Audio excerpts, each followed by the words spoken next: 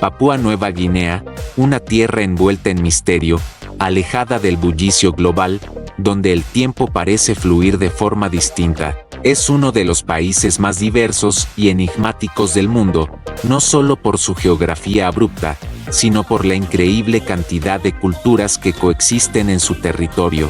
Ubicada en el Pacífico suroeste, comparte la isla de Nueva Guinea con Indonesia, pero lo que sucede del lado papú es completamente diferente. Es un país que parece esconder los secretos más antiguos de la humanidad en cada rincón de su selva, cada palabra en sus lenguas, cada tatuaje en la piel de sus pueblos ancestrales. Imagínate un país con más de 850 lenguas distintas, no dialectos, no variantes, lenguas completamente diferentes. Es como si cada tribu fuera un mundo separado, con su propio sistema de creencias, sus propias reglas y una visión del universo completamente particular. Esto convierte a Papúa Nueva Guinea en el país más lingüísticamente diverso del planeta, un verdadero mosaico cultural, y a pesar de haber alcanzado la independencia en 1975, aún permanece en gran parte intacto frente al avance acelerado de la globalización. La vida en las tierras altas es un viaje al pasado. Algunas tribus no tuvieron contacto con el mundo exterior hasta mediados del siglo XX. Incluso hoy, hay pueblos que apenas tienen relación con el gobierno central, y mucho menos con otras civilizaciones. En el Valle de Guaji, por ejemplo, los hombres Uli decoran sus rostros con pinturas brillantes, se colocan pelucas hechas con su propio cabello y se adornan con plumas de aves del paraíso. Estas ceremonias no son puestas en escena para turistas, son rituales que se siguen practicando por motivos tradicionales, por identidad, por espiritualidad. Y hablando de aves del paraíso, Papúa Nueva Guinea es uno de los pocos lugares del mundo donde estas criaturas casi míticas viven en estado salvaje. Algunas especies tienen plumajes tan exóticos que parecen irreales, como si hubieran sido diseñadas por un artista de fantasía. Estas aves no solo son hermosas, sino que también forman parte de mitos y relatos tribales, y en muchos casos, son utilizadas en ceremonias de cortejo y ritos de iniciación. En los márgenes de la isla, las costas esconden secretos igualmente extraordinarios. Los Bajau, también conocidos como nómadas del mar, viven en aldeas flotantes o en casas sobre pilotes construidas directamente sobre arrecifes. Aunque estos pueblos son más comunes en otras regiones del sudeste asiático, en algunas zonas del archipiélago papú existen comunidades que también viven casi exclusivamente del océano, pescando con métodos ancestrales, sin necesidad de buceo artificial, descendiendo a profundidades increíbles solo con el aire de sus pulmones. Pero no todo es belleza idílica. Papúa Nueva Guinea también es conocida por sus conflictos tribales, algunos de los cuales se remontan a generaciones pasadas. Las guerras tribales no han desaparecido completamente, y aunque las causas pueden parecer pequeñas a ojos foráneos, como disputas por tierras, robos de ganado, o incluso venganzas familiares, las consecuencias pueden ser devastadoras. En algunos casos, las aldeas enteras se ven obligadas a desplazarse o a vivir en alerta constante por temor a ataques. Hay incluso registros de rituales de brujería utilizados como justificación para conflictos violentos, algo que sigue presente en muchas zonas remotas. Uno de los aspectos más impactantes de Papúa Nueva Guinea es la persistencia de creencias en la brujería y la magia negra. En varias partes del país, cuando alguien muere de forma súbita, la comunidad busca culpables entre los propios habitantes, y a menudo acusan a mujeres viudas o ancianas de ser sanguma, es decir, brujas. Esta acusación puede tener consecuencias fatales.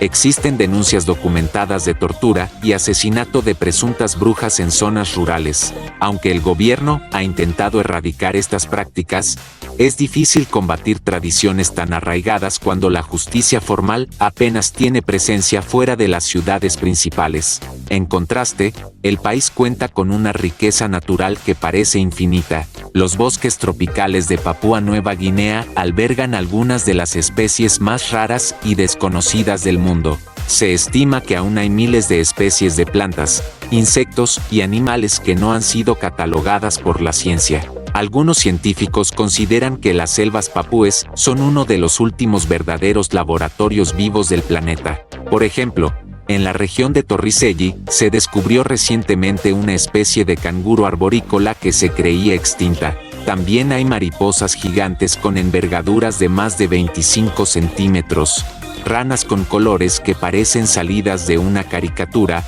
y helechos que brillan en la oscuridad. El Monte Wilhelm, el punto más alto del país, es un reto para cualquier explorador.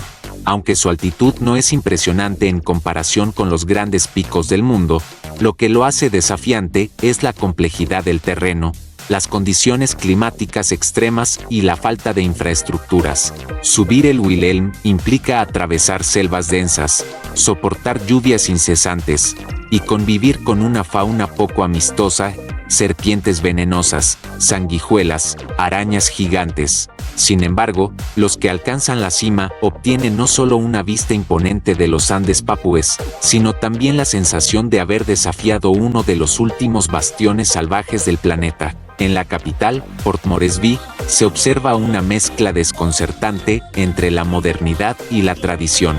Edificios de gobierno, centros comerciales y complejos diplomáticos conviven con aldeas urbanas sin servicios básicos. La desigualdad es evidente. Hay zonas controladas por grupos armados locales, conocidos como rascals, pandillas juveniles que surgieron en los años 90 como respuesta a la pobreza y al desempleo, y que hoy se han convertido en una amenaza para la seguridad en varias regiones. A pesar de ello, hay esfuerzos por parte de organizaciones no gubernamentales locales y extranjeras para crear programas de educación, capacitación laboral y desarrollo comunitario. Una de las historias más fascinantes de Papúa Nueva Guinea es la de los antiguos caníbales. Sí, el canibalismo existió en el país, y no en tiempos prehistóricos, sino hasta bien entrado el siglo XX. En varias tribus, como los Fore, existía una práctica ritual conocida como canibalismo mortuorio. Cuando un miembro de la familia moría, sus restos eran cocinados y consumidos como forma de mostrar respeto y absorción del espíritu del difunto. Esta práctica desapareció oficialmente en los años 60, pero dejó un legado médico inesperado: la enfermedad del Kuru. El Kuru es una patología neurodegenerativa similar al mal de las vacas locas, causada por priones que se transmitían por el consumo del tejido cerebral infectado. Los síntomas eran espeluznantes: pérdida de coordinación, cambios de personalidad, ataques de risa incontrolable y finalmente, la muerte. Esta enfermedad permitió a los científicos comprender mejor cómo funcionan los priones, e incluso contribuyó a investigaciones más amplias sobre enfermedades como el Alzheimer y el Parkinson.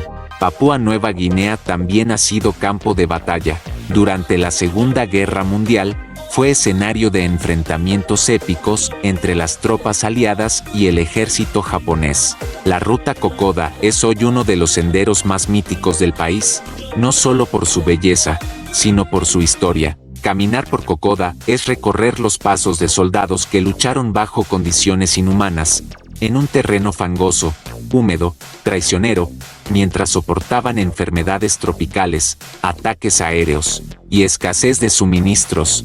Cada año, cientos de turistas y veteranos hacen este recorrido como forma de homenaje, pero también como un desafío físico y espiritual. A pesar de ser una nación joven en términos políticos, Papúa Nueva Guinea arrastra una historia que va más allá de cualquier registro escrito. Sus mitologías, sus danzas, sus rituales, todo parece contar una historia más antigua que el papel. Hay canciones que solo se cantan una vez al año, en celebraciones que duran días enteros, donde los aldeanos se pintan completamente el cuerpo, usan máscaras que representan espíritus ancestrales, y bailan al ritmo de tambores hechos de troncos huecos y piel de cerdo. La música tradicional no está compuesta por melodías armónicas como en Occidente. Es percusiva, hipnótica, diseñada para invocar estados de trance, para atraer la atención de los ancestros, para ahuyentar a los espíritus malignos. En algunas zonas, los rituales funerarios aún se acompañan de cantos guturales que, según creen, ayudan a guiar el alma del difunto al otro mundo. En las profundidades de sus selvas tropicales, hay comunidades que todavía viven prácticamente aisladas del mundo. Algunas de ellas fueron descubiertas por accidente, por exploradores, misioneros o incluso pilotos que, al sobrevolar la zona, vieron desde el aire aldeas escondidas entre las montañas. Una de las historias más insólitas es la del contacto con la tribu Bosabi, donde los hombres vivían con taparrabos, las mujeres con faldas hechas de fibras vegetales, y la noción de una civilización moderna era tan lejana como los satélites en el cielo. Algunos miembros de estas tribus no sabían que existía un mundo más allá de sus bosques. El choque cultural fue tan impactante, que incluso algunos ancianos creyeron que los visitantes extranjeros eran espíritus o dioses. En ciertas regiones, como Sepik, el arte tribal alcanza niveles extraordinarios. Las tallas en madera, los tambores de guerra y las máscaras rituales no son simples decoraciones. Cada objeto tiene una historia, un propósito ceremonial. Los hombres de estas tribus se someten a rituales de iniciación brutales, donde sus espaldas y pechos son cortados en patrones que simulan la piel de un cocodrilo. Esta marca no es solo estética, representa la conexión espiritual con el animal, que en su cosmología simboliza poder, protección y transformación. El proceso es doloroso, sangriento y prolongado, y solo los más valientes lo completan. Al finalizar, se consideran hombres hechos y derechos, guardianes de las tradiciones ancestrales. La presencia de la religión cristiana es fuerte en muchas partes del país, pero no ha desplazado completamente las creencias tradicionales. Lo que ha ocurrido, en cambio, es una especie de sincretismo religioso. En varias aldeas, por ejemplo, los rezos cristianos se combinan con ritos de invocación a espíritus de la selva o ancestros. Es común que en una misma ceremonia se mencione a Jesús y a los espíritus del agua. Algunas iglesias están construidas junto a árboles sagrados, considerados portales a otros mundos o moradas de deidades invisibles. Los rituales de curación también mezclan elementos. En las clínicas rurales, puede encontrarse a un enfermero aplicando medicamentos modernos mientras un chamán entona cantos para liberar al espíritu atrapado. Para los habitantes de muchas aldeas, la enfermedad no es solamente un fenómeno biológico, sino una manifestación del desbalance espiritual, del enojo de un espíritu, del maleficio de un enemigo o incluso del castigo de los ancestros. Por eso, no es extraño que una misma persona acuda tanto al hospital como al curandero tradicional. En las provincias costeras, los rituales están íntimamente ligados al mar. En ciertas comunidades se cree que existen sirenas, no como las criaturas mitológicas europeas, sino como seres híbridos capaces de caminar en tierra y vivir bajo el agua. Se dice que algunas mujeres desaparecen durante días y regresan con historias de haber estado en aldeas submarinas. Aunque estos relatos suenen fantásticos, para las comunidades son parte natural de su realidad. De hecho, hay rituales para pedir permiso al mar antes de pescar, con la intención de evitar provocar la furia de los seres invisibles que lo habitan. La minería es una de las principales fuentes de ingresos para el país, pero también una de sus mayores tragedias ecológicas. En la provincia de Bougainville, la explotación de una mina de cobre provocó una guerra civil que duró casi una década y dejó miles de muertos. Esta guerra fue impulsada no solo por el deseo de independencia, sino por la percepción de que los recursos eran explotados por extranjeros sin beneficio para la población local. Hoy, Bougainville ha logrado un alto grado de autonomía y busca convertirse en una nación independiente en los próximos años, en un proceso que todavía está en curso. Los recursos naturales no terminan ahí. En sus selvas hay árboles que producen resinas valiosas, frutas únicas y plantas medicinales que aún no han sido estudiadas en profundidad. Los locales han usado estas plantas por siglos para curar heridas, calmar dolores, inducir sueños proféticos o incluso como veneno para cazar. Hay lianas que se beben en forma de infusión para entrar en estados de trance, y raíces que solo pueden ser recolectadas durante la luna llena, porque se cree que tienen mayor poder espiritual. En lo político, Papúa Nueva Guinea ha atravesado crisis frecuentes, corrupción, nepotismo, luchas de poder entre clanes políticos. Sin embargo, también ha habido avances democráticos notables. Las elecciones se celebran regularmente, y aunque hay denuncias de irregularidades en algunas regiones, la participación ciudadana es alta. La estructura del Estado intenta equilibrar la modernidad con la diversidad tribal, algo extremadamente complejo. Existen áreas donde el jefe del clan tiene más autoridad que el propio alcalde o gobernador.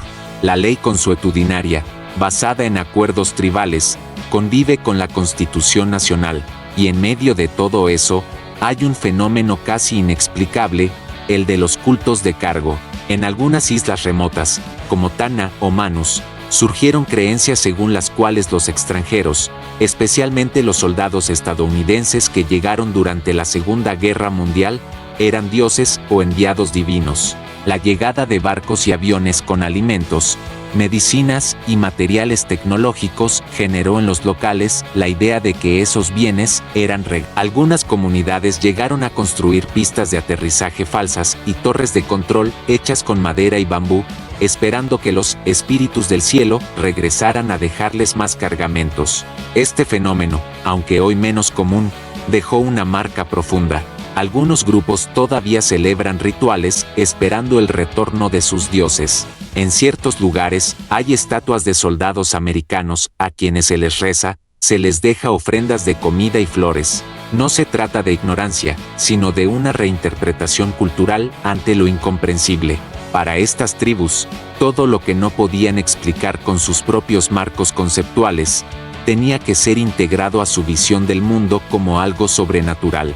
En los festivales culturales, como el Mount Agenso, se puede ver una representación a gran escala de toda esta diversidad. Miles de personas viajan desde aldeas remotas, con trajes tradicionales, máscaras, tambores y danzas que han pasado de generación en generación. Es una explosión de color, sonido y energía, pero no es un espectáculo montado para turistas, es, ante todo, una afirmación de identidad. Las tribus compiten entre sí para mostrar quién tiene la danza más poderosa, el atuendo más impresionante, el canto más profundo. Hay plumas de aves raras, colmillos de jabalí, pintura hecha con arcilla y carbón. Y aunque en el fondo todos saben que el país avanza hacia la modernización, en ese momento, durante ese festival, Papúa Nueva Guinea se conecta con su esencia más antigua. Los niños papúes crecen en un entorno que desafía todas las normas educativas occidentales. Muchos de ellos aprenden a pescar antes de saber leer. Trepan árboles altísimos, manejan machetes con destreza desde pequeños, y memorizan mapas mentales de sus selvas y ríos. Su conocimiento práctico es vasto, aunque el sistema educativo formal esté todavía en desarrollo. En algunas regiones, las escuelas carecen de electricidad, libros o incluso pupitres. Aún así, hay un hambre creciente por aprender. Muchos jóvenes caminan horas cada día para asistir a clases, cruzando ríos, montañas y senderos peligrosos. En la isla de Nueva Bretaña, hay volcanes activos que emiten columnas de humo y lava con frecuencia. La ciudad de Rabaul fue destruida por una erupción en 1994, y desde entonces, los habitantes conviven con la amenaza constante de una nueva catástrofe. Sin embargo, nadie se va. Hay algo magnético en vivir bajo la sombra de un volcán. Las leyendas locales hablan de espíritus que viven dentro de estas montañas, y las erupciones son interpretadas como señales o castigos. Algunos pueblos incluso realizan ofrendas en las faldas del volcán para calmar su ira. Papúa Nueva Guinea es también un paraíso para los científicos. Los biólogos marinos han descubierto en sus arrecifes especies de peces fluorescentes que no existen en ningún otro lugar. Los geólogos estudian sus placas tectónicas en busca de patrones sísmicos. Los antropólogos consideran que cada tribu puede contener respuestas a preguntas milenarias sobre la organización social del ser humano. Para muchos expertos, estudiar Papúa Nueva Guinea es como tener una máquina del tiempo que permite observar cómo pudo haber sido la humanidad antes del contacto global. Y sin embargo, con toda esa riqueza, con todo ese potencial, Papúa Nueva Guinea sigue siendo uno de los países con mayores índices de pobreza en la región del Pacífico. Hay zonas sin acceso a agua potable, sin carreteras transitables, sin servicios médicos. El país camina en un equilibrio precario entre la preservación de su identidad ancestral y la presión por integrarse al mundo moderno.